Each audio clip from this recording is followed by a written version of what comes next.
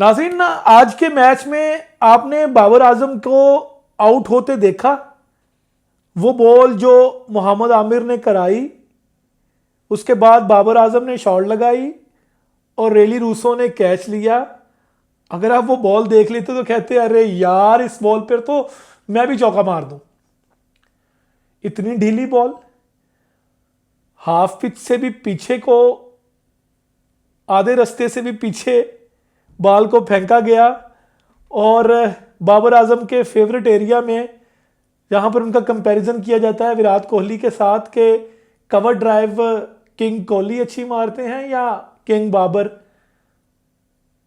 तो एक मलाई बॉल के ऊपर सॉफ्ट डिसमिसल और बाबर आजम साहब आउट। क्या हो रहा है बाबर आजम के साथ? बाबर आजम के साथ आखिर मसला क्या है भाई? बाबर आजम की इस आउट ऑफ फॉर्म के पीछे कोई बद्दुआएं हैं, कोई जादू टूना है? सब कुछ वो अच्छा कर रहे हैं, लेकिन उनका बैट है कि रन्स ही नहीं उगल रहा। क्योंकि जब तक बाबर शो ना करे तो हमें यह लगता है कि आउट ऑफ फॉर्म है, लेकिन एक अरसा हो गया, अब तो 100 भी नहीं किया।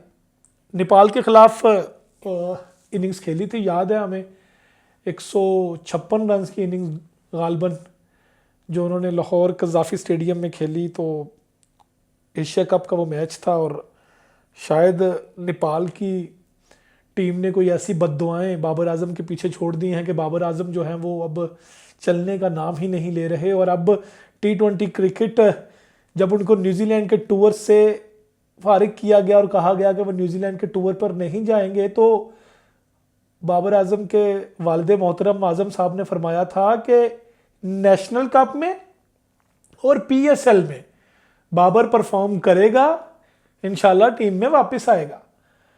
तो बाबर साहब का जो ये गोल्डन डक है, ये वो वाला डक है जो शायद उनके कैरियर को खा जाए। क्योंकि बाबर आजम मोहम्मद आमिर की जिस गेंद पर आउट हुए, तो यूं लग रहा था कि ये गेंद आउट होने वाली बिल्कुल भी नहीं है। ऐसा नहीं है कि क्रिकेट में कभी इंतहाई फारिग या इंतहाई माठी गेंद या इंतहाई आसान गेंद पर प्लेयर्स आउट ना हुए हों, लेकिन बाबर आजम जैसा प्लेयर जब इस तरह की बॉल्स पर आउट होगा तो वावेला तो मचेगा, शोर तो डलेगा।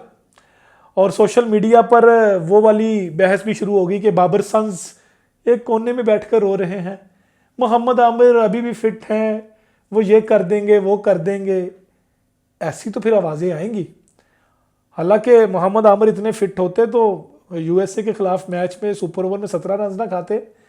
मोहम्मद आमिर इतने फिट होते तो फिर क्रिकेट से रिटायरमेंट का ऐलान ना करते, फिर खेलते, प्रूव करते। लेकिन हम किस साइड पर हैं, बाबर आजम की साइड पर या मोहम्मद आमिर की साइड पर? अभी ये बहस नहीं है। अभी बहस ये है कि भाई गई फॉर्म को वापस कैसे लेकर आए।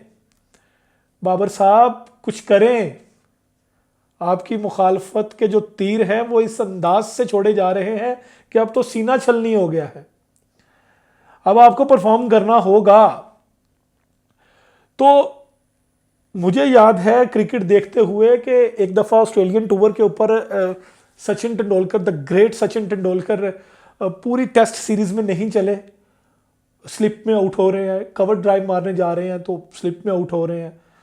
एंड्रयू साइमंड्स जैसा जो है वो बैट्समैन जो पार्ट टाइम बॉलिंग करता था, वो मीडियम पेस सा होकर तेंदुलकर को आउट कर रहा है। तो फिर तेंदुलकर ने एक पारी में 200-250 रन की पारी खेल दी।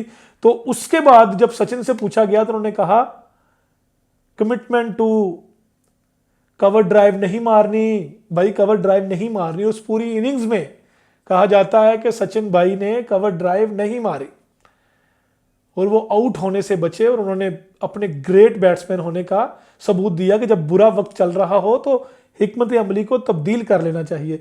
अब मोहम्मद आमिर ने जब बाबर आजम को आउट किया तो बाबर आजम उस गेंद पर आउट तो हो गए, लेकिन बाबर आजम के आउट ऑफ फॉर्म होने के पीछे क्या चल रहा है और उनके साथ कोचिंग स्टाफ क्या बात कर रहा है? क्योंकि बाबर आजम जिस स्टाइल के बल्लेबाज है, मोहम्मद यूसुफ से बेहतर तो कोई उन्हें नहीं समझा सकता, क्योंकि मोहम्मद यूसुफ भी इसी टाइप के बैट्समैन थे। काम एंड कूल, ड्राइव्स लगाना, विकेट पर ठहरना, तहम्मुल से खेलना, ये सारा कुछ तो मोहम्मद यूसुफ भी करते हैं और मोहम्मद यूसुफ तो टीम के साथ है। फिर बाबर के साथ क्या है? अब पेशावर ज़ल्मी में वो है, उनके पास कोचिंग स्टाफ पेशावर ज़ल्मी का भी है, वो उनसे क्या कह रहा है? फॉरेनर प्लेयर से भी मिलते हैं, टूर्स पे भी जाते हैं, हालिया न्यूजीलैंड टूर में भी वो गए हैं, केन विलियमसन से शायद मिले हों, उनसे पूछ लें, किंग कोहली से पूछ लें, किसी से पूछ लें भाई क्या मसला चल रहा है मेरे साथ। क्योंकि अब बाबर आजम उस नेहज पर आ गए हैं कि इस नेहज पर बाबर आजम खुद अपने सबसे बड़े दुश्मन हैं, क्योंकि जब तक वो परफॉर्म नहीं करेंगे तब तक बाबर आजम के ऊपर लगा सवालिया निशान वो खत्म नहीं होगा। देखते रहिए खाकी स्पीक्स।